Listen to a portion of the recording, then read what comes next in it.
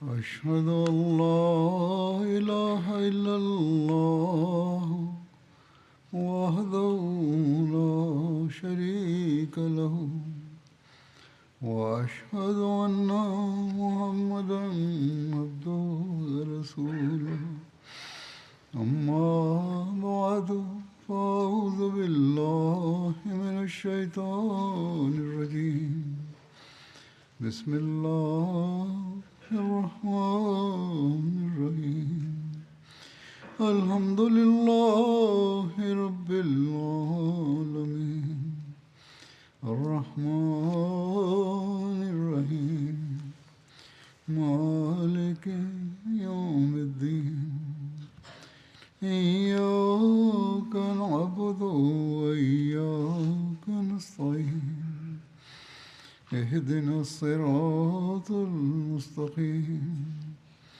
صراط الذين أنعمت عليهم غير المغضوب عليهم ولا الضالين. ஹஸ்ரத் நபிகள் நாயகம் ஸல்லல்லாஹு அலைஹி வஸல்லம் அவர்களின் வாழ்க்கை தொடர்பாக சில அன்னார் கலந்து கொண்ட போர்கள் மற்றும் அன்னார் அனுப்பிய போர்ப்படைகள் தொடர்பாக இன்று எடுத்து கூறுவேன். வரலாற்றில் துர்பாவை நோக்கி அனுப்பப்பட்ட ஹஸ்ரத் உமர் பின் ஹத்தாப் போர்ப்படை பற்றிய குறிப்பு கிடைக்கின்றது. இந்த போர் ஹிஜ்ரி 7ஆம் ஆண்டு ஷாபான் மாதத்தில் நிகழ்ந்தது. ஹஸ்ரத் நபிகள் நாயகம் ஸல்லல்லாஹு அலைஹி வஸல்லம் அவர்கள் ஹஸ்ரத் உமர் பின் ஹத்தாப் அவர்களை ஹவாஸின் கோத்திரத்தை நோக்கி துர்பா என்ற இடத்திற்கு அனுப்பினார்கள்.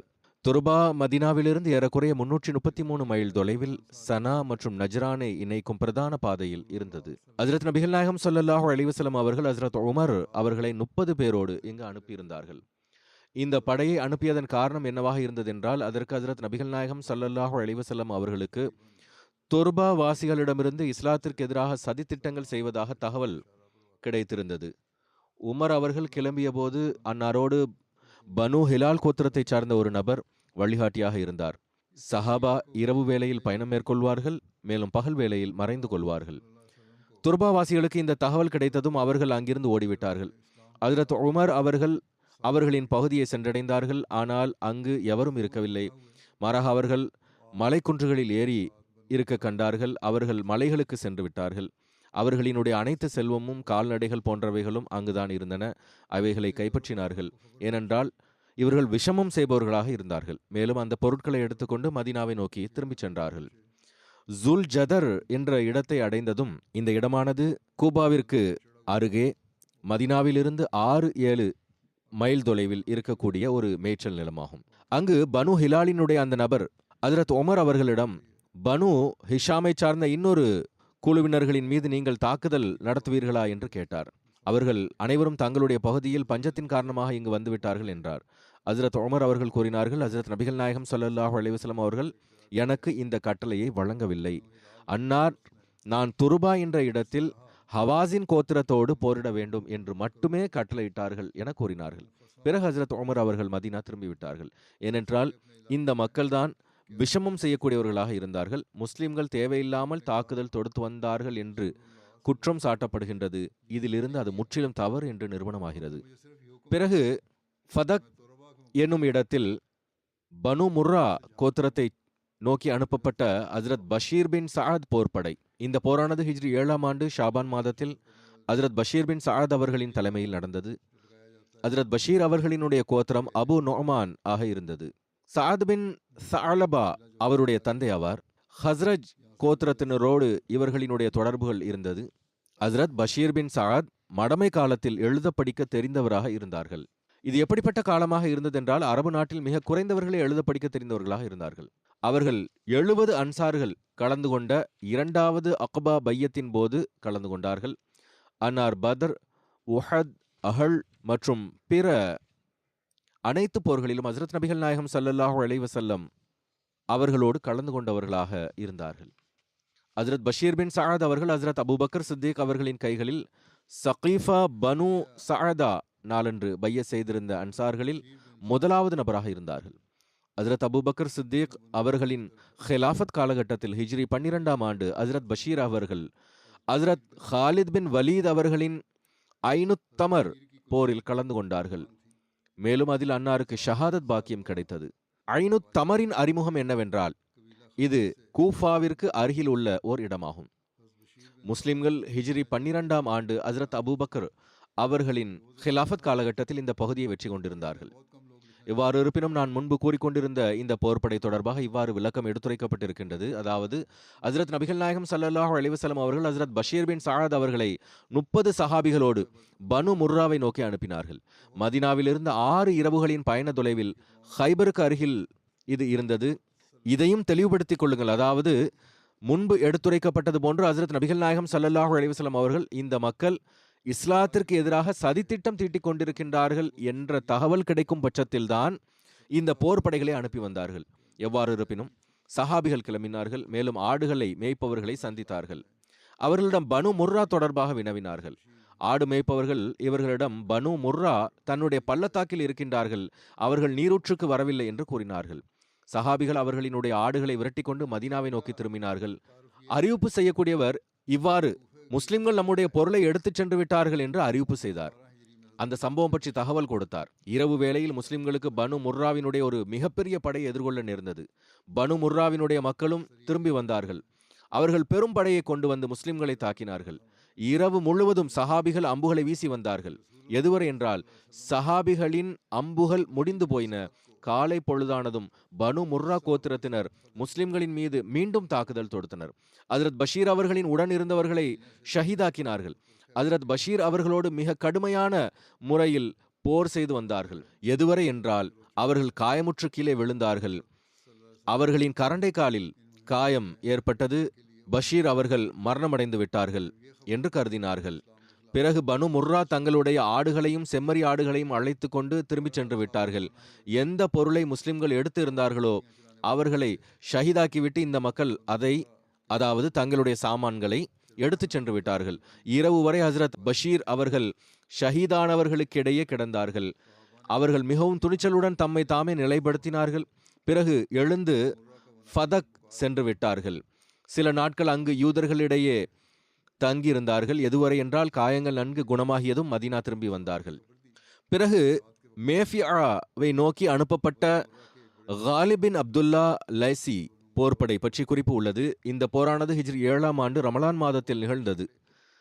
அதாவது காலிப் பின் அப்துல்லா லேசி ஹிஜாஸ் மக்களை சார்ந்தவராக இருந்தார். மக்கா வெற்றியின் போதும் உடன் இருந்தார்கள். அவர்களை ஹஜ்ரத் நபிகள் நாயகம் ஸல்லல்லாஹு அலைஹி வஸல்லம் அவர்கள் மக்கா வெற்றிக்கு முன்பாக துப்பறியும் நபராக முன்னால் அனுப்பி வைத்தார்கள். ஹஜ்ரத் அமீர் முஆவியாவினுடைய காலகட்டத்தில் ஹராசான் பகுதியிலுடைய ஆளுநராக இவர் இருந்தார். ஒரு அறிவிப்பின் அடிப்படையில் காதசியா போரிலும் கலந்து கொண்டிருந்தார். இப்னு சஅத் எழுதியுள்ளார். அதற்கு ஹஜ்ரத் நபிகள் நாயகம் ஸல்லல்லாஹு அலைஹி வஸல்லம் அவர்கள் ஹஜ்ரத் காலிப் அவர்களை பனு அவால் மற்றும் பனு அப்த் பின் சஅலபாவை நோக்கி மேஃபியா என்ற இடத்திற்கு அனுப்பியிருந்தார்கள். இந்த இடமானது மதீனாவில் இருந்து நஜத் செல்லும் வழிப்பாதையில் 96 மைல் தொலைவில் இருந்தது. பனு அவால் மற்றும் பனு அப்து முஸ்லிம்களுக்கு எதிராக எதிர்மறையான பிரச்சாரங்களை செய்து வந்தார்கள். அஹஸாப் போரை போன்று முஸ்லிம்களின் மீது ஒரு தாக்குதலை நடத்துவதற்கு மக்களை ஒன்று திரட்ட துவங்கியிருந்தார்கள். இப்னு ஹிஷாம் அவர்கள் ஹஜ்ரத் காலிப் பின் அப்துல்லா லேசி இனுடைய இந்த போர்ப்படை ஹுரகா கோத்திரத்திற்கு நட்பு கோத்திரமாக இருந்த பனு முர்ராவை நோக்கி அனுப்பப்பட்டது என்று எடுத்து கூறியுள்ளார்கள். இமாம் புகாரி அவர்கள் இந்த போர்ப்படை தொடர்பாக அதிகாரத்தின் தலைப்பே எவ்வாறு வைத்துள்ளார்கள் என்றால், பாபு பாசன் நபி உசாமா பின் ஜயதின் இலல் ஹுரகாதி மின் ஜுஹைனா என்று வைத்துள்ளார்கள். அதாவது ஹஜ்ரத் நபிகள் நாயகம் ஸல்லல்லாஹு அலைஹி வஸல்லம் அவர்கள் ஹஜ்ரத் உசாமா பின் ஜயத் அவர்களை ஜுஹைனாவினுடைய ஹுரகாத் கோத்திரத்தை நோக்கி அனுப்புதல் என்பதாகும். இதிலிருந்து இந்த போர்ப்படையினுடைய தலைவராக ஹஜ்ரத் உசாமா பின் ஜயத் அவர்கள் இருந்தார்கள் என்பது தெரிகிறது. ஆனால் புகாரியினுடைய விளக்க உரை எழுதும் அல்லாமா இப்னு ஹஜர் அவர்கள் புகாரியின் விளக்க உரையில் ஹஜ்ரத் உசாமா பின் ஜயத் என்கின்ற சொல்லிலிருந்து ஹஜ்ரத் நபிகள் நாயகம் ஸல்லல்லாஹு அலைஹி வஸல்லம் அவர்கள் ஹுரகா கோத்திரத்தை நோக்கி அனுப்பிய இந்த போர்ப்படையின் தலைவராக ஒசாமா பின் ஜயத் அவர்கள் இருந்தார்கள் என்பதற்கு சான்று இல்லை. ஒசாமா பின் ஜயத் அவர்கள் அவர்களினுடைய தந்தை அவர்கள் மூத்தா போரில் ஷஹீதாக்கப்படுவதற்கு முன்பே ஒரு படையின் அமீராக நியமிக்கப்பட்டார்கள் என்பது நிரூபணம் ஆவதில்லை. அதாவது அப்போது படை உருவாக்கப்பட்டு அதற்கு அமீராக ஆக்கப்பட்டார்கள் என்பது நிரூபணமாகவில்லை. எனவே அஹ்லே முகாசியினுடைய கூற்று அதிக கவனிக்கத்தக்கதாகவும் அதிக ஏற்றுக்கொள்ளும் தன்மையுடையதாக இருக்கின்றது. அதாவது இந்த போர்படைக்கு ஹஸ்ரத் காலிப் பின் அப்துல்லா லைசி அவர்களே அமீராக இருந்தார்கள். எவ்வாறு இருப்பினும் பெருமானார் ஸல்லல்லாஹு அலைஹி வஸல்லம் அவர்கள் ஹஸ்ரத் காலிப் அவர்களை 130 சஹாபிகளோடு அனுப்பி வைத்தார்கள். பெருமானார் ஸல்லல்லாஹு அலைஹி வஸல்லம் அவர்களால் விடுதலை செய்யப்பட்ட அடிமை ஹஸ்ரத் யசார் இவர்களினுடைய வழிகாட்டியாக இருந்தார். முஸ்லிம்கள் ஒரு சேர அவர்களை தாக்கினார்கள். மேலும் அவர்களின் குடியிருப்புகளின் மத்திப்பகுதி வரை சென்றடைந்தார்கள். அவர்களில் எவர் எதிர்த்து வந்தாரோ அவர்களை கொன்று போர் செல்வம், ஆடுகள் போன்றவற்றை மதீனாவிற்கு எடுத்து வந்தார்கள். மேலும் எவரையும் சிறைபிடிக்கவில்லை. இப்னு சாத் அவர்கள் எழுதியுள்ளார்கள், இந்த போரில்தான் ஹஜ்ரத் உசாமா பின் ஜயத் அவர்கள் மிக்தாஸ் பின் லஹீக்கை கொன்றார்கள். அவன் லா இலாஹ இல்லல்லாஹ் என்று கூறியிருந்தார். புகாரியில் இந்த சம்பவத்தின் விவரம் இவ்வாறு வருகிறது. அதாவது ஹஜ்ரத் உசாமா பின் ஜயத் ரதியல்லாஹு அன்ஹு அவர்கள் அறிவிக்கின்றார்கள், ஹஜ்ரத் நபிகள் நாயகம் ஸல்லல்லாஹு அலைஹி வஸல்லம் அவர்கள் ஹுரகா கோத்திரத்தை நோக்கி எங்களை அனுப்பினார்கள். நாங்கள் காலை பொழுதில் அந்த மக்களை சென்றடைந்தோம். மேலும் நாங்கள் அவர்களை தோற்கடித்தோம். நானும் அன்சாரிகளில் இன்னொரு நபரும் அவர்களில் ஒரு நபரை பின்தொடர்ந்தோம். நாங்கள் அவரை பிடித்ததும் அவர் லா இலாஹ இல்லல்லாஹ் என்று கூறினார். அப்போது அந்த அன்சாரி நின்று விட்டார். ஆனால் நான் என்னுடைய ஈட்டியை கொண்டு தாக்கினேன். அவரை கொலை செய்து விட்டேன். பிறகு நாங்கள் வந்தபோது நபிகள் நாயகம் ஸல்லல்லாஹு அலைஹி வஸல்லம் அவர்களுக்கு இந்த தகவல் கிடைத்ததும் அன்னார் கூறினார்கள், உசாமாவே, அவர் லா இலாஹ இல்லல்லாஹ் என்று கூறிய பிறகும் நீர் அவரை கொன்று விட்டீரா என கேட்டார்கள். நான் கூறினேன், அவர் தன்னை காப்பாற்றிக் கொள்ள அவ்வாறு செய்தார். ஆனால் பெருமானார் ஸல்லல்லாஹு அலைஹி வஸல்லம் அவர்கள் தொடர்ந்து இதே வார்த்தைகளை கூறிக்கொண்டிருந்தார்கள். நீர் அவரை கொன்று விட்டீர் என்று எந்த அளவுக்கு மீண்டும் மீண்டும் கூறினார்கள் என்றால், நான் இந்த நாளுக்கு முன்பு முஸ்லிமாக ஆகாதிருந்திருந்தால் நன்றாக இருந்திருக்கும் என்று எண்ணினேன். முஸ்லிமில் இந்த அறிவிப்பானது இவ்வாறு பதியப்பட்டுள்ளது. அதாவது, அஃபலா ஷகக்த அன் கல்பிஹி ஹத்தா தஅலம காலஹா அம் லா. அதாவது, அவர் இதை உள்ளத்தால் கூறினாரா இல்லையா என்று பார்ப்பதற்கு நீர் ஏன் அவருடைய உள்ளத்தை பிளந்திருக்க கூடாது? பெருமானார் ஸல்லல்லாஹு அலைஹி வஸல்லம் அவர்கள் என் முன்னால் இந்த விஷயத்தை மீண்டும் மீண்டும் கூறிக்கொண்டிருந்தார்கள். எதுவரை என்றால், அந்தோ நான் இந்த நாள் இஸ்லாத்தை ஏற்றுக்கொண்டிருந்தால் நன்றாக இருந்திருக்குமே என்று ஆசைப்பட்டேன். ஆனால் இன்றைய நாட்களின் மௌலவிகள் அவர்கள் அகமதிகளினுடைய உள்ளத்தை பிளந்து பார்த்து விட்டார்கள் என கருதுகிறார்கள். எனவே அகமதிகளை ஷஹீதாக்குவது, அவர்களின் மீது அநீதி இழைப்பது அவர்களுக்கு ஆகுமானதாக இருக்கின்றது. அல்லாஹ் இவர்களை பிடிப்பதற்கான ஏற்பாட்டை செய்வானாக. ஒரு அறிவிப்பில் வருகிறது, ஹஜ்ரத் நபிகள் நாயகம் ஸல்லல்லாஹு அலைஹி வஸல்லம் அவர்கள் மிக்தாஸினுடைய குடும்பத்தினருக்கு இதற்கான நஷ்ட ஈட்டை வழங்குமாறு கட்டளையிட்டார்கள். மேலும் இவருடைய செல்வத்தை அவர்களுக்கு திருப்பிக் கொடுத்து விட்டார்கள். ஹஜ்ரத் நபிகள் நாயகம் ஸல்லல்லாஹு அலைஹி வஸல்லம் அவர்கள் அந்த நபருக்கு எவர் லா இலாஹ இல்லல்லாஹ் என்று கூறியிருந்தாரோ அவர் முதலில் போர் செய்து கொண்டுதான் இருந்தார். ஆனால் அன்னார் கூறினார்கள், அவர் லா இலாஹ இல்லல்லாஹ் என்று சொல்லிவிட்டார். எனவே அவரினுடைய வீட்டினருக்கு அவருக்கான நஷ்ட இழப்பை வழங்குங்கள். மேலும் நீங்கள் எடுத்துக்கொண்ட அவருடைய செல்வத்தை திருப்பிக் கொடுத்து விடுங்கள் என்று கூறினார்கள். ஹஜ்ரத் முஸ்லிமோத் அவர்கள் இந்த சம்பவத்தை இவ்வாறு எடுத்துரைத்துள்ளார்கள். எழுதுகிறார்கள், பெருமானார் ஸல்லல்லாஹு அலைஹி வஸல்லம் அவர்கள் ஷரியத் அமல்படுத்தப்படுவது வெளிப்படையாக இருக்க வேண்டும் என எப்பொழுதும் கட்டளையிட்டு வந்தார்கள். அதாவது நடைமுறைப்படுத்தப்படக்கூடிய ஷரியத்தானது வெளிப்படையான நிலையாகும். உள்ளத்தின் நிலையை நாம் அறிய மாட்டோம். ஒரு முறை ஒரு போருக்காக சில சஹாபா சென்றனர். வழியில் ஓர் இணை வைப்பாளர் காட்டுக்குள் இங்கும் அங்கும் ஒளிந்து எவ்வாறு சுற்றி கொண்டிருந்தார் என்றால், எந்த முஸ்லிமும் தனிமையில் கண்டால் அவரை தாக்குதல் நடத்தி அவரை கொன்று வந்தார். ஒசாமா பின் ஜயத் அவர்கள் அவரை பின்தொடர்ந்தார். ஒரு சந்தர்ப்பத்தில் அவரை பிடித்து விட்டார்கள். அவரை கொல்வதற்காக வாளை உயர்த்தினார்கள். இப்பொழுது நான் பிடிபட்டு விட்டேன் என்பதை அவன் அறிந்ததும் லா இலாஹ இல்லல்லாஹ் என்று கூறினான். அதன் பொருள் என்னவாக இருந்ததென்றால், நான் முஸ்லிம் ஆகின்றேன் என்பதாகும். ஆனால் ஒசாமா அவருடைய அந்த கூற்றை பொருட்படுத்தவே இல்லை. மேலும் அவரை கொன்று விட்டார்கள். ஹஜ்ரத் நபிகள் நாயகம் ஸல்லல்லாஹு அலைஹி வஸல்லம் அவர்களுக்கு இந்த சண்டை பற்றிய தகவல் கொடுப்பதற்கு ஒருவர் மதீனா சென்றார். அவர் சண்டையினுடைய அனைத்து சூழ்நிலைகளையும் எடுத்துரைத்தவாறு இந்த சம்பவத்தையும் எடுத்து கூறினார். அதற்கு பெருமானார் ஸல்லல்லாஹு அலைஹி வஸல்லம் அவர்கள் ஒசாமா அவர்களை வரவழைத்தார்கள். மேலும் அவர்களிடத்தில், நீங்கள் அந்த மனிதரை கொன்றீர்களா என்று கேட்டார்கள். அதற்கு அவர்கள் ஆம் என்று கூறினார்கள். பெருமானார் ஸல்லல்லாஹு அலைஹி வஸல்லம் அவர்கள், கியாமத் நாள் அன்று லா இலாஹ இல்லல்லாஹ் உமக்கு எதிராக சான்று பகரும் பொழுது நீங்கள் என்ன செய்வீர்கள் என்று வினவினார்கள். நான் முன்பு கூறியது போன்று, பாகிஸ்தானில் இன்றைய காலத்து மௌலவிகள் மற்றும் அவர்களின் நண்பர்கள் சொர்க்கம் செல்லும் விஷயங்களை கூறுகின்றார்கள். அகமதிகளை கொன்றுவிட்டால் சொர்க்கம் செல்வீர்கள் என்கின்றனர். ஆனால் அவர்களின் இந்த செயலானது அவர்களுக்கு அல்லாஹ்வின் தண்டனை கிடைப்பதற்கு காரணமாக ஆகிக் கொண்டிருக்கிறது என்பதை அவர்கள் அறிவதில்லை. என்றைக்காவது ஒரு நாள் அல்லாஹ்வினுடைய பிடி அவர்களின் மீது வரும். எவ்வாறு இருப்பினும் ஹஜ்ரத் முஸ்லிமோத் அவர்கள் இதை எடுத்துரைத்தவாறு கூறுகிறார்கள். அதாவது, அந்த நபர் லா இலாஹ இல்லல்லாஹ் என்று கூறியிருந்தும் நீர் ஏன் அவரை கொன்றீர் என்று இறைவன்புறமிருந்து கேட்கப்படும். அவர் ஒரு வேளையில் கொலைகாரனாக இருந்தார், ஆனால் தௌபா செய்திருந்தார். ஹஜ்ரத் உசாமா பலமுறை தனது பதில் கூறினார்கள், யா ரசூலல்லாஹ், அவன் அஞ்சி தன்னுடைய ஈமானை வெளிப்படுத்தினான் என்றார்கள். அதற்கு பெருமானார் ஸல்லல்லாஹு அலைஹி வஸல்லம் அவர்கள் கூறினார்கள், அவர் பொய் சொல்கிறார் என்று நீர் அவருடைய உள்ளத்தை பிளந்து பார்த்தீரா?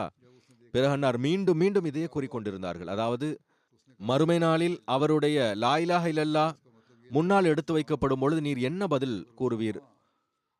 ஒசாமா கூறுகிறார்கள், அப்பொழுது என்னுடைய உள்ளத்தில் நான் இன்று இஸ்லாத்தை ஏற்றுக்கொண்டிருந்தால் இந்த செயல் என்னிடமிருந்து வெளிப்பட்டு இருக்காதே என்ற எண்ணம் தோன்றியது. பிறகு இன்னொரு போர், ஹஜ்ரத் பஷீர் பின் சஅத் போர்படை, இது யுமன் மற்றும் ஜபாரை நோக்கி அனுப்பப்பட்டது. இந்த போரானது ஹிஜ்ரி 7ஆம் ஆண்டு ஷவ்வால் மாதத்தில் நிகழ்ந்தது. யுமன் மற்றும் ஜபார் ஃபதக் மற்றும் வாதியல் குராவிற்கு நடுவே, ஹைபருக்கு நடுவே பனு ஹஸ்ஃபான் கோத்திரத்தினுடைய பகுதியாக இருந்தது. ஹஜ்ரத் நபிகள் நாயகம் ஸல்லல்லாஹு அலைஹி வஸல்லம் அவர்களுக்கு கத்ஃபான் கோத்திரத்தினுடைய ஒரு குழு பெருமானார் ஸல்லல்லாஹு அலைஹி வஸல்லம் அவர்களுக்கு எதிராக ஒன்று கூடிக்கொண்டிருக்கிறது. மேலும் ஒய்னா பின் ஹிஸ்ன் ஹஜ்ரத் நபி ஸல்லல்லாஹு அலைஹி வஸல்லம் அவர்களுக்கு எதிராக இவர்களோடு துணை நிற்பதற்கான வாக்குறுதியை வழங்கியிருக்கிறார் என்ற தகவல் கிடைத்தது. ஹஜ்ரத் நபி ஸல்லல்லாஹு அலைஹி வஸல்லம் அவர்கள் இந்த தகவல் பற்றி ஹஜ்ரத் அபூபக்கர் மற்றும் ஹஜ்ரத் உமர் ஆகியோருக்கு தெரியப்படுத்திய போது அவர்கள் ஹஜ்ரத் பஷீர் பின் சஅத் அவர்களை அனுப்புமாறு ஆலோசனை வழங்கினார்கள்.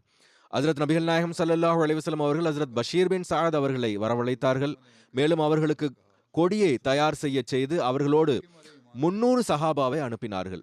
இந்த சஹாபா இரவு முழுவதும் பயணித்து பகல் வேளையில் மறைந்திருந்தார்கள். இறுதியில் ஜப்பார் என்ற இடத்தை சென்றடைந்தார்கள். அங்கு மேய்ப்பாளன் தன்னுடைய விலங்குகளை மேய்த்து கொண்டிருந்தான். அவன் முஸ்லிம்களை கண்டதும் அங்கிருந்து ஓடிவிட்டான். மேலும் கத்ஃபான் கோத்திரத்தினருக்கு தகவல் தெரிவித்தான். அந்த மக்கள் இந்த செய்தியை கேட்டு தங்களுடைய செல்வம் மற்றும் கால்நடைகளை விட்டுவிட்டு தங்களுடைய ஊரின் உயர்வான பகுதிகளுக்கு ஓடிவிட்டார்கள். அனைத்தையும் விட்டுவிட்டு சென்று விட்டார்கள். அவர்களை சார்ந்த 2 நபர்கள் மட்டும் பிடிபட்டார்கள். அவர்கள் சிறைபிடிக்கப்பட்டார்கள். சஹாபா ஆடுகளையும் செம்மறிகளையும் ஒட்டகங்களையும் தங்களுடைய கட்டுப்பாட்டிற்குள் கொண்டு வந்து பிறகு அந்த கைதிகளுடன் மதீனா திரும்பினார்கள். இங்கு அந்த 2 கைதிகளும் முஸ்லீமாகி விட்டனர். அப்போது ரசூலுல்லாஹ் ஸல்லல்லாஹு அலைஹி வஸல்லம் அவர்கள் அந்த இருவரையும் திரும்ப தங்களுடைய பகுதிக்கு திரும்ப செல்ல அனுமதி வழங்கினார்கள். உம்ரத்துல் கவா, இதனுடைய விவரம் இவ்வாறு எடுத்துரைக்கப்பட்டிருக்கின்றது. ஹஜ்ரத் நபிகள் நாயகம் ஸல்லல்லாஹு அலைஹி வஸல்லம் அவர்கள் செய்த உம்ராவானது ஹிஜ்ரி 7ஆம் ஆண்டு ஜுல்கஅதா மாதம் 1ஆம் நாள், அதாவது கிபி 629ஆம் ஆண்டு பிப்ரவரி மாதம் நிகழ்ந்தது. ஹஜ்ரத் நபிகள் நாயகம் ஸல்லல்லாஹு அலைஹி வஸல்லம் அவர்கள் ஹிஜ்ரி 7ஆம் ஆண்டு உம்ரா செய்வதற்காக கிளம்பினார்கள். இது எந்த மாதமாக இருந்தது என்றால், இதே மாதத்தில் கடந்த ஆண்டு மக்கத்து இணை வைப்பாளர்கள் ஹஜ்ரத் நபிகள் நாயகம் ஸல்லல்லாஹு அலைஹி வஸல்லம் அவர்களை உம்ரா செய்ய விடவில்லை. மேலும் ஹுதைபியாவிலிருந்து பெருமானார் ஸல்லல்லாஹு அலைஹி வஸல்லம் அவர்கள் திரும்பி வந்தார்கள். இப்போது அந்த உம்ராவினுடைய கலாவை நிறைவேற்றுவதற்காக ஹஜ்ரத் நபிகள் நாயகம் ஸல்லல்லாஹு அலைஹி வஸல்லம் அவர்கள் சென்றார்கள். புகாரியினுடைய விரிவுரையாளர் அல்லாமா இப்னு ஹஜர் அவர்கள் இதற்கு பல பெயர்களை எடுத்துரைத்திருக்கின்றார்கள். கஸ்வத்துல் கவா, உம்ரத்துல் கதியா, உம்ரா யா சுலா மற்றும் உம்ரத்துல் கிசாஸ் மற்றும் இந்த உம்ராவிற்கு கஸ்வத்துல் அமன் என்றும் கூறப்படுகிறது. இதற்கு உம்ரத்துல் கிசாஸ் என்று ஏன் கூறுகிறார்கள் என்றால், மக்கத்து இணை வைப்பாளர்கள் ஹிஜ்ரி 6ஆம் ஆண்டு கண்ணியத்திற்குரிய மாதங்களில் ரசூலுல்லாஹ் ஸல்லல்லாஹு அலைஹி வஸல்லம் அவர்களை உம்ராவை நிறைவேற்றுவதிலிருந்து தடுத்து இருந்தார்கள். அன்னார் முதல் உம்ராவிற்கு பதிலாக இப்போது சென்றிருந்தார்கள். ஹிஜ்ரி 7ஆம் ஆண்டு மஸ்ஜித் ஹராமில் நுழைந்தார்கள் கூறுகிறார்கள். இது தொடர்பாக இந்த வசனம் இறங்கியது. அஷ்ஷஹருல் ஹராமு பிஷ்ஷஹரில் ஹராமி வல் ஹுருமாத்து கிசாஸ், அதாவது கண்ணியத்திற்குரிய மாதம் கண்ணியத்திற்குரிய மாதத்திற்கு பதிலானதாகும். மேலும் அனைத்து கண்ணியத்திற்குரிய பொருளை அவமதிப்பதற்கான பழி தீர்க்கப்படும். இப்னு ஹிஷாம் அவர்கள் கூறியுள்ளார்கள், மதீனாவில் ஹஜ்ரத் நபிகள் நாயகம் ஸல்லல்லாஹு அலைஹி வஸல்லம் அவர்கள் ஹஜ்ரத் உவைஃப் பின் அஸ்பத் தேலியை தன்னுடைய பிரதிநிதியாக நியமித்தார்கள். இப்னு சஅதின் பார்வையில் அன்னார் அபு ரோம் கஃபாரியை தன்னுடைய பிரதிநிதியாக நியமித்திருந்தார்கள். உம்ராவிற்காக கிளம்புதல் பற்றிய விபரமானது இவ்வாறு வருகின்றது. அதாவது இந்த உம்ராவில் பெருமானார் ஸல்லல்லாஹு அலைஹி வஸல்லம் அவர்களோடு 2000 சஹாபா இருந்தார்கள். கிளம்பும் போது அன்னார் கூறினார்கள், எந்த மக்கள் ஹுதைபியா சம்பவத்தில் இருந்தார்களோ அவர்களில் ஒவ்வொருவரும் கலந்து கொள்ள வேண்டும். ஹைபர் போரின் போது ஷஹீதான அல்லது வஃபாத்தான சஹாபிகளை தவிர ஹுதைபியா சம்பவத்தில் இருந்த அனைத்து சஹாபாவும் இந்த உம்ராவில் ஹஜ்ரத் நபிகள் நாயகம் ஸல்லல்லாஹு அலைஹி வஸல்லம் அவர்களோடு இருந்தார்கள். அன்னாரோடு குர்பானிக்கான 60 ஒட்டகங்கள் இருந்தன. அன்னார் அந்த அனைத்து விலங்குகளின் கழுத்துகளிலும் மாலையிட்டார்கள். மேலும் விலங்குகளை கண்காணிப்பதற்கு ஹஸ்ரத் நாஜியா பின் ஜுந்துப் அவர்களை நியமித்தார்கள். ஹஸ்ரத் நபிகள் நாயகம் ஸல்லல்லாஹு அலைஹி வஸல்லம் அவர்கள் ஜுல்ஹுலைஃபா சென்றடைந்ததும், இது மதீனாவிலிருந்து ஏறக்குறைய 6-7 மைல் தொலைவில் இருக்கக்கூடிய ஒரு ஊராகும். அங்கு சென்றதும் 100 குதிரைப்படை வீரர்களை எச்சரிக்கை நடவடிக்கை எனும் அடிப்படையில் முன்னால் அனுப்பினார்கள். அவர்களுக்கு ஹஸ்ரத் முஹம்மது பின் மஸ்லமா அவர்களை அமீராக நியமித்தார்கள். ஹஸ்ரத் நபிகள் நாயகம் ஸல்லல்லாஹு அலைஹி வஸல்லம் அவர்கள் இந்த பயணத்தில் தானும் ஆயுதங்களை ஏந்தியிருந்தார்கள். ஈட்டியும் உடன் எடுத்துக்கொண்டார்கள். ஆயுதங்களையும் முன்னரே அனுப்பி வைத்தார்கள். அவைகளுக்கு ஹஸ்ரத் பஷீர் பின் சாத் அவர்களை கண்காணிப்பாளராக நியமித்திருந்தார்கள். உடன்படிக்கை ஏற்பட்டிருக்கும் நிலையில் உம்ராவிற்கு செல்வதற்கு ஆயுதங்களின் தேவை என்ன இருந்தது என்ற கேள்வி எழுகின்றது. ஹஸ்ரத் நபிகள் நாயகம் ஸல்லல்லாஹு அலைஹி வஸல்லம் அவர்களிடத்தில், நீங்கள் ஆயுதங்களை எடுத்துச் செல்கிறீர்கள், ஆனால் குறைஷிகள் உரையில் இருக்கக்கூடிய வாள்களை தவிர பிற ஆயுதங்களை எடுத்து வர தடுத்திருக்கின்றார்களே என்று கேட்டதற்கு பெருமானார் ஸல்லல்லாஹு அலைஹி வஸல்லம் அவர்கள் கூறினார்கள், நாம் ஆயுதங்களை எடுத்துக்கொண்டு ஹரம் பகுதிக்குள் நுழைய மாட்டோம். மாறாக ஏதேனும் தாக்குதல் நடத்தப்படும் பட்சத்தில் அவைகள் நமக்கு அருகில் ஏதேனும் ஒரு இடத்தில் இருக்கும். அங்கு நாம் எடுத்துச் செல்லவில்லை, மக்காவுக்கு வெளியிலேயே வைப்போம். ஏனென்றால் அவர்கள் மீது எந்த நம்பிக்கையும் கொள்ள முடியாது, எந்த வேளையிலும் அவர்கள் தாக்குதல் தொடுக்கலாம் என்றார்கள். முஹம்மது பின் மஸ்லமா குதிரை வீரர்களோடு மர்ருல் வஹ்ரான் என்ற இடத்தை அடைந்ததும் அங்கு குறைஷிகளின் சில மக்கள் அவர்களை சந்தித்தார்கள். அவர்களுக்கு ஹஸ்ரத் நபிகள் நாயகம் ஸல்லல்லாஹு அலைஹி வஸல்லம் அவர்கள் நாளை இன்ஷா அல்லாஹ் இந்த இடத்திற்கு வருவார்கள் என்று கூறினார்கள். அவர்கள் குறைஷிகளிடம் சென்று இது தொடர்பாக எடுத்து கூறினார்கள். அவர்கள் பயந்து விட்டனர். ஹஸ்ரத் நபிகள் நாயகம் ஸல்லல்லாஹு அலைஹி வஸல்லம் அவர்கள் மர்ருல் வஹ்ரான் என்ற இடத்தை சென்றடைந்ததும் அனைத்து ஆயுதங்களையும் யஜுஜ் என்ற இடத்திற்கு அனுப்பிவிட்டார்கள். அது மக்காவிலிருந்து 8 மைல் தொலைவில் உள்ளது. மக்கத்து நிராகரிப்பாளர்களுக்கு ஹஸ்ரத் நபிகள் நாயகம் ஸல்லல்லாஹு அலைஹி வஸல்லம் அவர்கள் ஆயுதங்கள் மற்றும் போர் தளவாடங்களோடு மக்கா வருகிறார்கள் என்ற செய்தி கிடைத்ததும் அவர்கள் மிகுந்த அச்சத்திற்கு உள்ளானார்கள். மேலும் சில நபர்களை நிலைமைகளை ஆராய்ந்து வருவதற்காக மர்ருல் வஹ்ரான் வரை அனுப்பினார்கள். அவர்களினுடைய பிரதிநிதியாக சென்ற முக்ரத் பின் ஹஃப்ஸ் என்பவன் பெருமானார் ஸல்லல்லாஹு அலைஹி வஸல்லம் அவர்களை பார்த்து, முஹம்மதே ஸல்லல்லாஹு அலைஹி வஸல்லம், நாங்கள் உங்களை ஒருபோதும் உடன்படிக்கை மீறி பார்த்ததில்லை என்றதும் ஹஸ்ரத் நபிகள் நாயகம் ஸல்லல்லாஹு அலைஹி வஸல்லம் அவர்கள் கூறினார்கள், நாங்கள் சமாதான உடன்படிக்கையின் நிபந்தனைக்கு ஏற்ப எவ்வித ஆயுதங்களும் இல்லாமலேயே மக்காவிற்குள் நுழைவோம். இதை கேட்டதும் நிராகரிப்பாளர்கள் நிம்மதி அடைந்தார்கள். கூறினான், இந்த காரணத்தினால்தான் நாங்கள் உங்களை நன்மை மற்றும் விசுவாசத்தின் சிறப்புகளின் உருவகமாக கருதுகின்றோம்.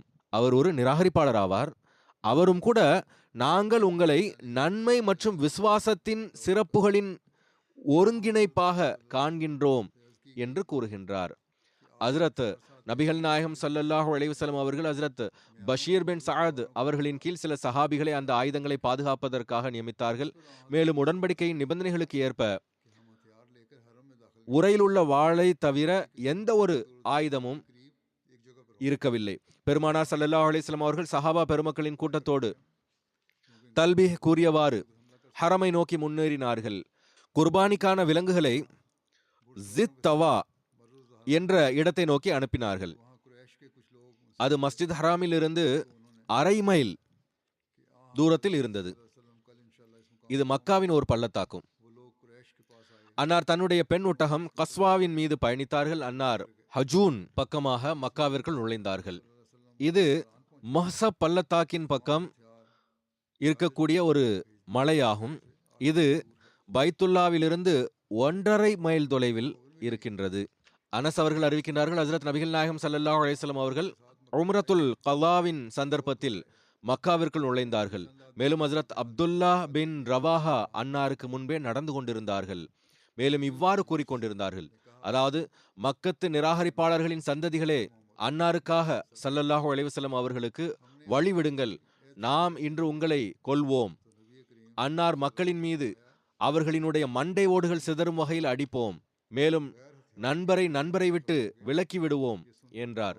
ஹஸ்ரத் உமர் அவர்கள் அவர்களிடம், இப்னு ரவாஹாவே, ஹஸ்ரத் நபிகள் நாயகம் ஸல்லல்லாஹு அலைஹி வஸல்லம் அவர்களுக்கு முன்பு அல்லாஹ்வின் ஹரம் எல்லைக்குள் இந்த கவிதைகளை நீங்கள் படிக்கிறீர்கள், நீங்கள் முற்றிலும் தவறான விஷயத்தை கூறுகிறீர்கள். அதற்கு ஹஸ்ரத் நபி ஸல்லல்லாஹு அலைஹி வஸல்லம் அவர்கள் கூறினார்கள், உமரே, அவரை விட்டு விடுங்கள், இது அவர்களின் அம்புகளை விட அதிக தாக்கத்திற்கு உள்ளாக்கக்கூடியதாகும். இது ஓர் அறிவிப்பாகும். இன்னொரு அறிவிப்பில் இவ்வாறு வருகிறது, அதாவது ஹஸ்ரத் உமர் அவர்கள் ஹஸ்ரத் அப்துல்லா பின் ரவாஹா அவர்களை கவிதை படிப்பதிலிருந்து தடுத்தபோது பெருமானார் ஸல்லல்லாஹு அலைஹி வஸல்லம் அவர்கள் ஹஜ்ரத் உமர் அவர்களிடம், உமரே, அவர் கூறக்கூடியதை நான் கேட்டுக்கொண்டிருக்கின்றேன் என்று கூறினார்கள். ஹஜ்ரத் உமர் அவர்கள் அமைதியாகிவிட்டார்கள். பிறகு நபி ஸல்லல்லாஹு அலைஹி வஸல்லம் அவர்கள் ஹஜ்ரத் அப்துல்லா பின் ரவாஹா அவர்களிடம் கூறினார்கள், இது அவர்களை கோபமுற செய்யக்கூடிய விஷயங்களாகும், இவைகளை கூற வேண்டாம். இவ்வாறு கூறுங்கள், லா இலாஹ இல்லல்லாஹு வஹ்தஹு நஸர அப்தஹு வ அஸ்த ஜுந்தஹு வ ஹஸமல் அஹ்ஸாப வஹ்தஹு. அதாவது, அல்லாஹ்வை தவிர வணக்கத்திற்குரியவர் எவரும் இல்லை, அவன் தனித்தவனாவான், அவன் தன்னுடைய அடியாருக்கு உதவி செய்தான், மேலும் தன்னுடைய படைக்கு கண்ணியத்தை வழங்கினான், மேலும் அவன் தனித்தே அனைத்து படைகளையும் வீழ்த்திவிட்டான். இந்த சம்பவத்தை ஹஜ்ரத் முஸ்லிமோது அவர்களும் கூட தன்னுடைய சொற்களில் எடுத்துரைத்துள்ளார்கள். கூறினார்கள், அன்னார் மக்காவிற்கு அருகில் உள்ள மர்ரு வஹ்ரான் வரை சென்றடைந்ததும் உடன்படிக்கைக்கு ஏற்ப அன்னார் அனைத்து பெரும் ஆயுதங்களையும் போர் கவசங்களையும் அங்கு ஒன்று சேர்த்தார்கள். மேலும் தாம் தன்னுடைய சஹாபாக்களோடு உடன்படிக்கைக்கு ஏற்ப உரையில் உள்ள வாளோடு மட்டும் ஹரம் எல்லைக்குள் நுழைந்தார்கள். 7 ஆண்டுகால நாட்டை விட்டு வெளியே இருந்த நிலைமைக்கு பிறகு முஹாஜிர்கள் மக்காவிற்குள் நுழைவது என்பது சாதாரண விஷயமாக இருக்கவில்லை. மக்காவில் அவர்கள் மீது செய்யப்பட்ட நீண்டகால அநீதிகளை நினைவுகூர்ந்து அவர்களுடைய உள்ளங்கள் ரத்தம் சிந்திக் கொண்டிருந்தன. பிறகு அல்லாஹ் அவர்களுக்கு காபாவை வலம் வருவதற்கான சந்தர்ப்பத்தை வழங்கி இருக்கின்றான் என்ற இறைவனின் அருளை கண்டு மகிழ்ச்சியும் அடைந்து கொண்டிருந்தார்கள்.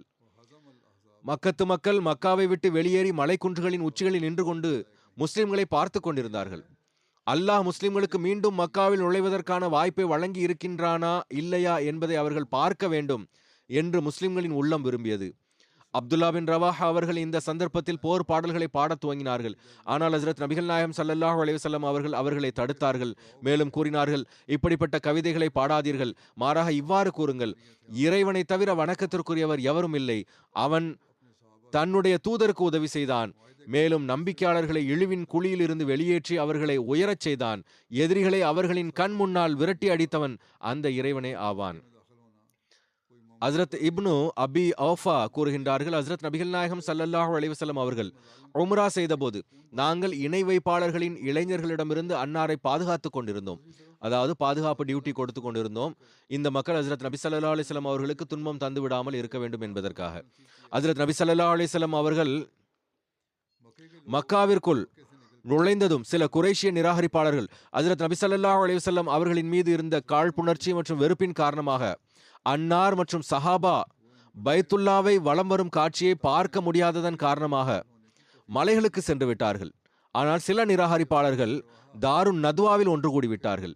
அங்கு நின்று கொண்டு வலம் வரும் காட்சியை காண துவங்கினார்கள். இந்த முஸ்லிம்கள் என்ன வலம் வரப் போகிறார்கள் என்று கூறிக்கொண்டிருந்தார்கள். இவர்களை பசியும் மதீனாவின் காய்ச்சலும் பலகீனமானவர்களாக ஆக்கிவிட்டது என்றார்கள். ஹஜ்ரத் நபிகள் நாயகம் ஸல்லல்லாஹு அலைஹி வஸல்லம் அவர்கள் மஸ்ஜித் ஹராம் சென்றடைந்ததும் போர்வையை எவ்வாறு போர்த்தி கொண்டார்கள் என்றால், அன்னாரினுடைய வலதுகை பக்க தோள்பட்டை மற்றும் கை திறந்திருந்தது. மேலும் அன்னார் கூறினார்கள், இந்த நிராகரிப்பாளர்களின் முன்பு தம்முடைய ஆற்றலை வெளிப்படுத்தக்கூடியவர்களின் மீது அல்லாஹ் தனது அருளை புரிவானாக. பிறகு அன்னார் ஸல்லல்லாஹு அலைஹி வஸல்லம் அவர்கள் தன்னுடைய சஹாபாக்களோடு தவாஃப், அதாவது காபாவை வலம் வர துவங்கினார்கள். முதல் 3 சுற்றுகளில் அன்னார் தன்னுடைய தோள்பட்டைகளை அசைத்து நெஞ்சை நிமித்தியவாறு தவாஃப் செய்தார்கள். நீங்கள் பலவீனமானவர்களாக கருதினீர்கள், நாங்கள் பலவீனமானவர்கள் அல்ல என்பதை இவ்வாறு வெளிப்படுத்தினார்கள். புகாரில் இது தொடர்பாக அறிவிப்பு வருகிறது. ஹஜ்ரத் இப்னு அப்பாஸ் அவர்கள் அறிவிக்கின்றார்கள், ஹஜ்ரத் நபிகள் நாயகம் ஸல்லல்லாஹு அலைஹி வஸல்லம் அவர்களும் அன்னாரின் சஹாபாவும் வந்தபோது இணை வைப்பாளர்கள் உங்களிடத்தில் எப்படிப்பட்ட மக்கள் வருகிறார்கள் என்றால் அவர்களை மதீனாவின் காய்ச்சலானது பலவீனமானவர்களாக ஆக்கிவிட்டது என்று கூறினார்கள். நபி ஸல்லல்லாஹு அலைஹி வஸல்லம் அவர்களுக்கு, அதாவது தன்னுடைய சஹாபாவுக்கு 3 சுற்றுகளை ஓடி வலம் வருமாறு கட்டளையிட்டார்கள். இதற்கு அரபி மொழியில் ரமல் என்று கூறுவார்கள். ஒவ்வொரு காபாவை வலம் வரக்கூடியவரும் துவக்கத்தில் வலம் வரும் 3 சுற்றுகள் இவ்வாறு ரமல் ஆக செய்கின்றனர்.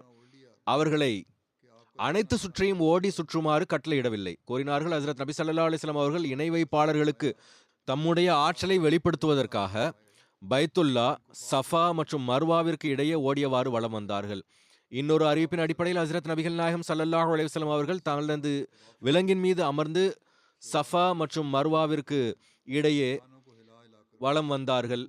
ஹஜ்ரத் நபிகள் நாயகம் ஸல்லல்லாஹு அலைஹி வஸல்லம் அவர்கள் மற்றும் முஸ்லிம்கள் மர்வாவிற்கு அருகே குர்பானி கொடுத்தார்கள். அதற்கு பிறகு பெருமானார் ஸல்லல்லாஹு அலைஹி வஸல்லம் அவர்கள் சில சஹாபிகளை யாஜுஜ் என்ற இடத்தில் வைக்கப்பட்டிருந்த ஆயுதங்களை பாதுகாப்பதற்காக நியமிக்கப்பட்டிருந்த நபர்களை நோக்கி அனுப்பினார்கள்.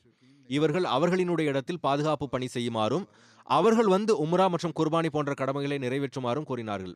அதாவது அங்கு ஆயுதங்கள் வைக்கப்பட்டுள்ள இடத்தில் முதலில் டியூட்டியில் அமர்ந்திருந்தவர்கள் வந்து உம்ரா செய்ய வேண்டும் என்றும் இங்கிருந்து சில மக்கள் அங்கு அவர்களினுடைய அந்த பாதுகாப்பு பணியை மேற்கொள்ள வேண்டும் என்றும் கூறினார்கள். இந்த சந்தர்ப்பத்தில் ஹஜ்ரத் நபிகள் நாயகம் ஸல்லல்லாஹு அலைஹி வஸல்லம் அவர்களுக்கு ஹஜ்ரத் மைமுனாவுடன் திருமணமும் நிகழ்ந்தது. அதன் விவரம் இவ்வாறாகும். அதாவது இந்த பயணத்தில் ஹஜ்ரத் நபிகள் நாயகம் ஸல்லல்லாஹு அலைஹி வஸல்லம் அவர்கள் மைமுனா பின்த் ஹாரிஸ் அவர்களை திருமணம் செய்தார்கள். இந்த திருமணத்தை ஹஜ்ரத் அப்பாஸ் அவர்கள் நடத்தி வைத்தார்கள். ஹஜ்ரத் மைமுனா தன்னுடைய திருமணத்தை செய்து வைப்பதற்கான உரிமையை ஹஜ்ரத் உம்மே ஃபசல் அவர்களுக்கு வழங்கியிருந்தார்கள். ஹஜ்ரத்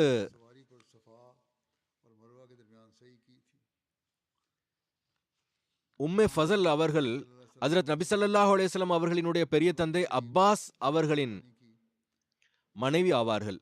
உம்மே ஃபசல் அவர்கள் அந்த உரிமையை ஹஜ்ரத் அப்பாஸ் அவர்களுக்கு வழங்கினார்கள். ஹஜ்ரத் அப்பாஸ் அவர்கள் அவர்களின் திருமணத்தை ஹஜ்ரத் நபிகள் நாயகம் ஸல்லல்லாஹு அலைஹி வஸல்லம் அவர்களோடு செய்து வைத்தார்கள். ஹஜ்ரத் மைமுனா அவர்களினுடைய மஹர் தொகை 400 திர்ஹம்கள் என நிர்ணயிக்கப்பட்டது. இது தொடர்பாக எடுத்துரைத்துள்ளார்கள். கூறுகிறார்கள், ஹஜ்ரத் அப்பாஸினுடைய மனைவியின் சகோதரி மைமுனா நீண்ட காலமாக விதவையாக இருந்தார்கள். மக்காவில் இருந்து வந்தார்கள். ஹஜ்ரத் அப்பாஸ் அவர்களுக்கு ஹஜ்ரத் நபி ஸல்லல்லாஹு அலைஹி வஸல்லம் அவர்களோடு திருமணம் செய்து வைக்க வேண்டும் என்ற ஆசை கொண்டிருந்தார்கள். பெருமானார் ஸல்லல்லாஹு அலைஹி வஸல்லம் அவர்கள் அதை ஏற்றுக்கொண்டார்கள். ஹஜ்ரத் நபிகள் நாயகம் ஸல்லல்லாஹு அலைஹி வஸல்லம் அவர்கள் மக்காவில் 3 நாட்கள் இருந்தார்கள். 3வது நாள் குறைஷிகள் ஹுவைத்திப் பின் அப்துல் உஸ்ஸா அவர்களை குறைஷிகளின் சில நபர்களோடு ஹஜ்ரத் நபிகள் நாயகம் ஸல்லல்லாஹு அலைஹி வஸல்லம் அவர்களிடத்தில் அனுப்பினார்கள். ஒரு அறிவிப்பின் அடிப்படையில் குறைஷிகளின் இந்த குழுவானது ஹஜ்ரத் அலி அவர்களிடத்தில் சென்றது. அதாவது, இப்பொழுது உங்களுடைய தங்குவதற்கான காலம் நிறைவடைந்து விட்டது, எனவே இப்பொழுது சென்று விடுங்கள் என்று கூறுவதற்காக அனுப்பினார்கள். ஹஜ்ரத் நபிகள் நாயகம் ஸல்லல்லாஹு அலைஹி வஸல்லம் அவர்கள் கூறினார்கள், நாங்கள் இன்னும் சிறிது தங்கினால் உங்களுக்கு என்ன பிரச்சனை என்றார்கள். நாங்கள் இங்கு திருமணம் செய்து உணவு சமைப்போம், என்னுடைய திருமணம் நடக்கின்றது, உங்களையும் விருந்திற்கு அழைப்போம் என்றார்கள். குறைஷிகள் கூறினார்கள், எங்களுக்கு உங்களுடைய விருந்து அழைப்பு தேவையில்லை.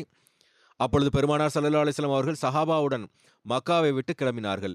மேலும் தன்னுடைய அடிமை அபு ராஃபே அவர்களை ஹஜ்ரத் மைமுனா அவர்களிடத்தில் விட்டு சென்றார்கள். அவர் மைமுனா அவர்களை அழைத்து கொண்டு சரிஃப் என்ற இடம் வரை அழைத்து ஹஜ்ரத் நபி ஸல்லல்லாஹு அலைஹி வஸல்லம் அவர்களை சந்திக்க வைக்க வேண்டும் என்பதற்காக. சரிஃப் மக்காவிலிருந்து ஏறக்குறைய 6 அல்லது 7 மைல் தொலைவில் உள்ள ஒரு பெரிய பள்ளத்தாக்கான தன்ஈமிற்கு அருகில் உள்ளது. ஹஜ்ரத் மைமுனாவின் பெயர் பர்ரா என்பதாக இருந்தது. அதற்கு ஹஜ்ரத் நபிகள் நாயகம் ஸல்லல்லாஹு அலைஹி வஸல்லம் அவர்கள் அதை மாற்றி அவர்களினுடைய பெயரை மைமுனா என்று வைத்தார்கள். ஹஜ்ரத் மைமுனா அவர்களுக்கு ஹஜ்ரத் நபிகள் நாயகம் ஸல்லல்லாஹு அலைஹி வஸல்லம் அவர்களுடன் கடைசியில் திருமணம் நிகழ்ந்தது.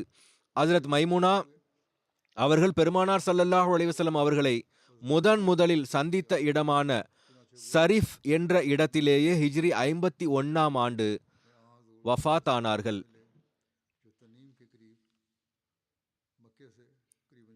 ஹஜ்ரத் முஸ்லிமோது எழுதுகின்றார்கள், 4ஆம் நாள் மக்கத்தினர் தாங்கள் உடன்படிக்கைக்கு ஏற்ப மக்காவை விட்டு சென்று விடுங்கள் என்று விண்ணப்பித்தனர்.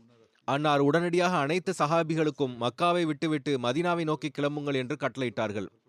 மக்கத்தினர்களின் உணர்வுகளுக்கு மதிப்பளித்து புதிதாக மணமுடித்திருந்த மைமுனாவையும் கூட அவர்கள் சாமான்களின் சவாரிகளோடு வந்து விடுவார்கள் என விட்டுவிட்டு வந்தார்கள்.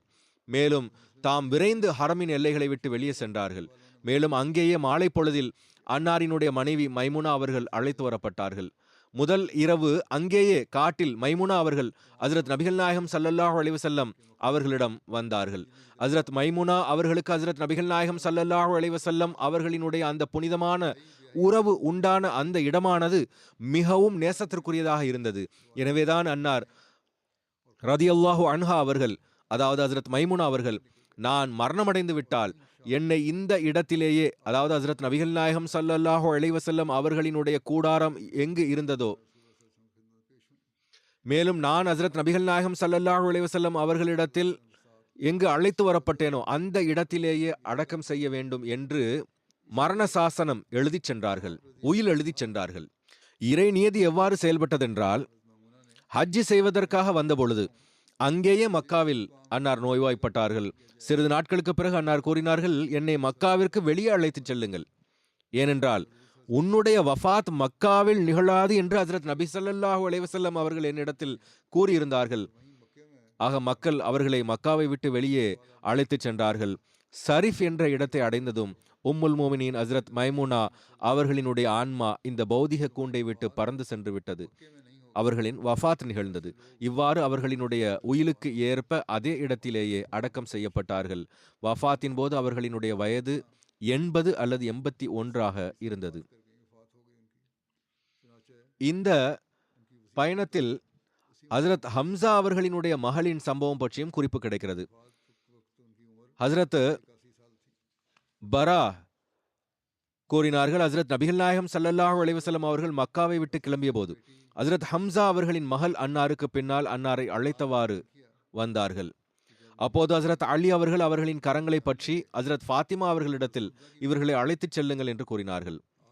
அவர்கள் ஹம்சா அவர்களின் மகளை தன்னுடைய சவாரியின் மீது அமர்த்தினார்கள். அப்போது ஹஜ்ரத் அலி மற்றும் ஹஜ்ரத் ஜாஃபர் மற்றும் ஹஜ்ரத் ஜயத் ஆகியோர் அவர்கள் தொடர்பாக சண்டையிட்டுக் கொண்டனர். ஹஜ்ரத் அலி அவர்கள் கூறினார்கள், நான் இவரை எடுத்துக்கொண்டேன், இது என்னுடைய தந்தையின் சகோதரனின் மகள் என்றார். ஹஜ்ரத் ஜாஃபர் அவர்கள் கூறினார்கள், இது என்னுடைய தந்தையின் சகோதரரின் மகள் ஆவார்கள், மேலும் இவரினுடைய தாயாரின் சகோதரி எனது மனைவி ஆவார் என்றார்கள். மேலும் ஹஜ்ரத் ஜயத் கூறினார்கள், இது என்னுடைய சகோதரனின் மகள் ஆவார்கள். அப்போது ஹஜ்ரத் நபிகள் நாயகம் ஸல்லல்லாஹு அலைஹி வஸல்லம் அவர்கள் அவர்களின் தாயின் சகோதரிக்கு சாதகமாக தீர்ப்பு வழங்கினார்கள். மேலும் கூறினார்கள், தாயின் சகோதரி தாயின் அந்தஸ்தை உடையவர் ஆவார் என்றார்கள். கஸாவில் பல சண்டைகள் வருகின்றன, இதுவும் ஒரு தீர்வு ஆகும். அன்னார் கூறினார்கள், தாயின் சகோதரி தாயினுடைய அந்தஸ்தை உடையவர் ஆவார், அவர்களுக்கு கொடுத்து விடுங்கள். மேலும் ஹஜ்ரத் அலி அவர்களிடம் கூறினார்கள், நீர் எம்மை சார்ந்தவர், மேலும் நான் உம்மை சார்ந்தவன் ஆவேன் என்றார்கள். இவ்வாறு அவருக்கு ஆறுதல் கூறினார்கள். மேலும் ஹஜ்ரத் ஜாஃபரிடம் கூறினார்கள், நீங்கள் தோற்றத்திலும் நல்லொழுக்கத்திலும் என்னை ஒத்தவராக இருக்கின்றீர்கள். மேலும் ஹஜ்ரத் ஜயத் அவர்களிடம் கூறினார்கள், நீங்கள் என்னுடைய சகோதரர் ஆவீர்கள், மேலும் எம்மால் விடுதலை செய்யப்பட்டவர் ஆவீர்கள் என்றார்கள். ஹஜ்ரத் அலி அவர்கள் கூறினார்கள், தாங்கள் ஹஜ்ரத் ஹம்சாவின் மகளுடன் திருமணம் செய்ய மாட்டீர்களா? பெருமானார் ஸல்லல்லாஹு அலைஹி வஸல்லம் அவர்கள் கூறினார்கள், அவர் பாலருந்திய முறையில் என்னுடைய சகோதரனின் மகள் ஆவார்கள், அவர்களோடு திருமணம் நிகழ முடியாது. ஹஜ்ரத் நபிகள் நாயகம் ஸல்லல்லாஹு அலைஹி வஸல்லம் அவர்கள் ஜுல்ஹஜ்ஜா மாதத்தில் மதீனா திரும்பி வந்தார்கள். பனு சுலைம் கோத்திரத்தை நோக்கி அனுப்பப்பட்ட அஹ்ரம் பின் அபி ஔஜா போர்படை, இந்த போரானது ஹிஜ்ரி 7ஆம் ஆண்டு ஜுல்ஹஜ் மாதத்தில் நிகழ்ந்தது. ஹஜ்ரத் நபிகள் நாயகம் ஸல்லல்லாஹு அலைஹி வஸல்லம் அவர்கள் ஹஜ்ரத் அஹ்ரம் அவர்களை 50 நபர்களோடு மதீனாவிற்கு அருகில் குடி அமர்ந்திருந்த பனு சுலைம் கோத்திரத்தை நோக்கி அனுப்பினார்கள். பனு சுலைம் கோத்திரத்தின் ஒரு துப்பறிவாளன் ஹஜ்ரத் அஹ்ரம் அவர்களோடு இருந்தான். அவன் தனது சமுதாயத்தை உஷார்படுத்தி விட்டான். மேலும் அவர்கள் ஒரு பெரிய படையை ஒன்று திரட்டினார்கள். அஹ்ரம் அவர்களிடம் சென்றடைந்த போது பனு சுலைம் அவர்களை எதிர்கொள்ள தயாராக இருந்தனர். அவர்களுக்கு இஸ்லாத்திற்கான அழைப்பை விடுத்தார்கள். அதற்கு அவர்கள் கூறினார்கள், நீங்கள் எங்களை எந்த விஷயத்தின் பக்கம் அழைக்கின்றீரோ எங்களுக்கு அதன் எந்த தேவையும் இல்லை. அதன் பிறகு இரு தரப்பிலிருந்தும் சிறிது நேரம் அம்பு எழுதப்பட்டது. இதற்கிடையே பனு சுலைமிற்கு இன்னும் சில கூட்டத்தினர் வந்து சேர்ந்தனர். அவர்கள் முஸ்லிம்களை எல்லா புறம் இருந்தும் சுற்றி வளைத்தனர். முஸ்லிம்கள் மிக கடுமையாக போரிட்டார்கள். எதுவரை என்றால் அவர்களில் பெரும்பாலார் ஷஹீதாகிவிட்டார்கள். மேலும் ஹஜ்ரத் அஹ்ரம் அவர்களும் கொல்லப்பட்டவர்களோடு கடுமையான முறையில் காயமுற்று விழுந்தார்கள். பிறகு ஹிஜ்ரி 8ஆம் ஆண்டு சஃபர் மாதம் முதல் நாள் ஹஜ்ரத் நபிகள் நாயகம் ஸல்லல்லாஹு அலைஹி வஸல்லம் அவர்களை வந்தடைந்தார்கள். பிறகு கதீத் நோக்கி அனுப்பப்பட்ட ஹஜ்ரத் காலிப் பின் அப்துல்லா லேசி போர்படை பற்றிய குறிப்பு உள்ளது. ஹஜ்ரத் நபிகள் நாயகம் ஸல்லல்லாஹு அலைஹி வஸல்லம் அவர்கள் ஹஜ்ரத் காலிப் பின் அப்துல்லா லைசி அவர்களை ஹிஜ்ரி 8ஆம் ஆண்டு சஃபர் மாதத்தில் பனு லைஸின் கிளை கோத்திரமான பனு முலவ்வே ஐ நோக்கி அனுப்பி வைத்தார்கள். பனு முலவ்வே கதீதில் வசித்து வந்தனர். கதீத் மதினாவிலிருந்து ஏறக்குறைய 208 மைல் தொலைவில் இருந்தது. கோத்திரத்திற்கு நடுவே ஒரு நீரூற்று இருந்தது. ஒரு அறிவிப்பின் அடிப்படையில் ஹஜ்ரத் நபிகள் நாயகம் ஸல்லல்லாஹு அலைஹி வஸல்லம் அவர்கள் ஹஜ்ரத் காலிப் பின் அப்துல்லா அவர்களை 15 நபர்களோடு அனுப்பினார்கள். இந்த போரில் முஸ்லிம்களின் முழக்கம் அமித் அமித் என்பதாக இருந்தது. ஹஜ்ரத் ஜுந்துப் பின் மகீஃப் அறிவிக்கின்றார்கள், ஹஜ்ரத் நபிகள் நாயகம் ஸல்லல்லாஹு அலைஹி வஸல்லம் அவர்கள் காலிப் பின் அப்துல்லா அவர்களை ஒரு போருக்கு அனுப்பினார்கள். அதில் நானும் கலந்து கொண்டிருந்தேன். அன்னார் கதீதில் பனு முலவ்வை தாக்குமாறு கட்டளையிட்டார்கள். நாங்கள் கிளம்பினோம். கதீத் சென்றடைந்ததும் இப்னு பர்சா ஹாரிஸ் பின் மாலிக் லைசி எங்களை சந்தித்தார். அவரை நாங்கள் சிறைபிடித்தோம். அவர் கூறினார், நான் இஸ்லாத்தை ஏற்பதற்காகவே கிளம்பினேன். மேலும் ஹஜ்ரத் நபிகள் நாயகம் ஸல்லல்லாஹு அலைஹி வஸல்லம் அவர்களிடமே சென்று கொண்டிருக்கிறேன் என்றார். நாங்கள் கூறினோம், நீங்கள் இஸ்லாத்தை ஏற்றுக்கொள்ளும் எண்ணத்தில் கிளம்பினீர்கள் என்றால் ஓர் இரவின் பயண உணவு உங்களுக்கு இழப்பை ஏற்படுத்திவிட முடியாது. அதாவது சிறைப்பட்டு இருப்பீர்கள் என்றால் எந்த ஒரு பிரச்சனையும் ஏற்படாது. ஒருவேளை இது இல்லாமல் வேறு ஏதேனும் எண்ணம் இருந்திருந்தால் நாம் அதை உறுதி செய்வோம் என்றால் பிறகு நாம் அவரை உறுதியாக கட்டிவிட்டோம். பிறகு எங்களுடைய ஒரு உடன் இருந்தவர், அவருடைய பெயர் ஸ்வைத் பின் மின்ஹர் ஆகும். அவரை கண்காணிப்பிற்காக நியமித்தோம். நாங்கள் கிளம்பினோம். எதுவரை என்றால் சூரியன் மறையும் நேரத்தில் கதீத் சென்றடைந்தோம். நாங்கள் அந்த பள்ளத்தாக்கின் ஒரு ஓரத்தில் இருந்தோம். என்னுடன் இருந்தவர்கள் என்னை ஒற்றனாக ஆக்கி அனுப்பினார்கள். நான் எங்கிருந்து அவர்களை பார்க்க முடியுமோ அதுபோன்ற ஒரு மலைக்குன்றை சென்றடைந்தேன். அதன் மீது ஏறினேன். என்னுடைய முகம் குப்புற படுத்துக்கொண்டு தலையை உயர்த்தி கொண்டேன். அங்கு ஒருவர் தனது கூடாரத்திலிருந்து வெளியேறி என்னை பார்த்துவிட்டார். அவர் ஒரு அம்பு எய்தார். அது என் உடலின் ஒரு பக்கத்தில் பட்டது. ஒரு அறிவிப்பின் அடிப்படையில் அன்னார் கூறி வந்தார்கள், அந்த அம்பானது எனது கண்களுக்கு நடுவே நெற்றியில் வந்து குத்தியது. ஆனால் நான் என்னுடைய இடத்தில் உறுதியாக இருந்தேன். பிறகு அவர் இரண்டாவது அம்பை எய்தார். அது என்னுடைய தோளில் பட்டது. நான் அதையும் பிடுங்கி எறிந்து விட்டேன். என்னுடைய இடத்தில் நிலைத்திருந்தேன். அவர்களுக்கு சந்தேகம் வராமல் இருக்க எந்த வகையிலும் அசையவில்லை. பிறகு அவர் கூடாரத்திற்குள் நுழைந்து விட்டார்.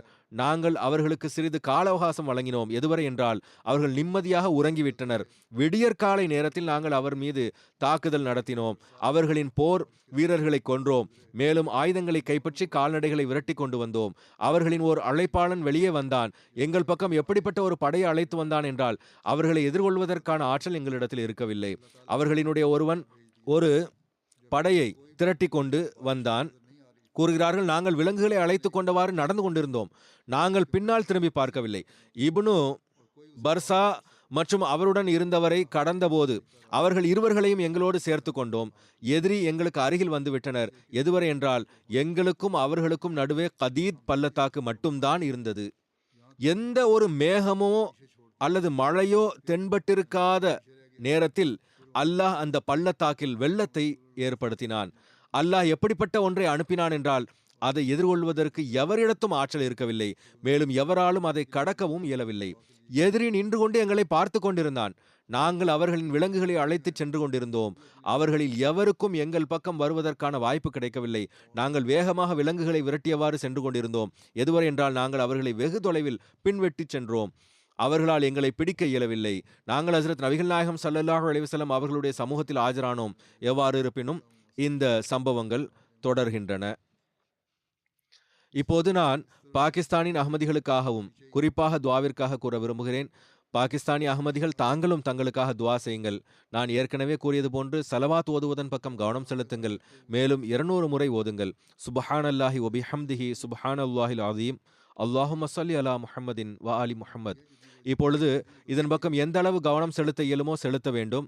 நாம் துவாவிற்கான உரிமையை செலுத்தியவாறு துவாவின் பக்கம் கவனம் செலுத்துவோம் என்றால் பிறகுதான் வெற்றி உள்ளது. எவ்வளவு கவனம் செலுத்த வேண்டியது இருந்ததோ அவ்வளவு செலுத்தப்படவில்லை. இதை மட்டும் கூறிவிடுவது, சில மக்கள் எனக்கு எழுதவும் செய்து விடுகிறார்கள். அதாவது வெறும் துவாவினால் ஒன்றும் நிகழாது, வேறு சில விஷயங்களும் செய்ய வேண்டும். அப்படி என்றால் என்ன செய்ய வேண்டும்? நம்முடைய ஆயுதமோ துஆக்கள் மட்டுமே ஆகும். இது தொடர்பாக நான் பலமுறை எடுத்துரைத்திருக்கின்றேன். அவர்களின் மேற்கோள்களை எடுத்துக் கூறியிருக்கின்றேன். துஆக்களினால் ஒன்றும் நிகழாது என்பது முற்றிலும் தவறான சிந்தனையாகும். எவ்வாறு இருப்பினும் துஆக்கள் மட்டுமே நம்முடைய வெற்றிக்கான தீர்வாகும். அல்லாஹ் அனைவருக்கும் அதற்கான நல்வாய்ப்பினை வழங்குவானாக. நாம் துஆவிற்கான உரிமையை செலுத்தக்கூடியவர்களாக ஆவோமாக.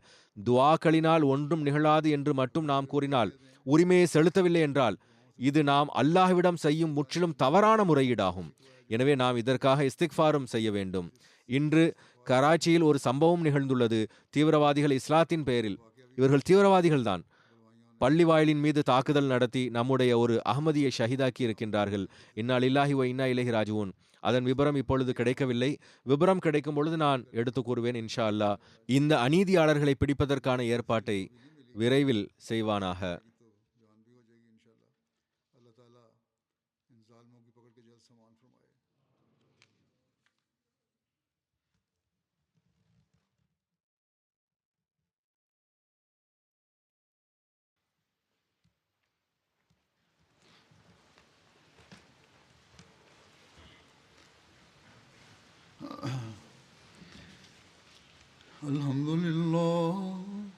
Alhamdulillah, nahmaduhu wa nasta'inuhu wa nastaghfiruhu wa nu'minu bihi wa natawakkalu alayhi wa na'udhu billahi min shururi anfusina wa min sayyiati a'malina.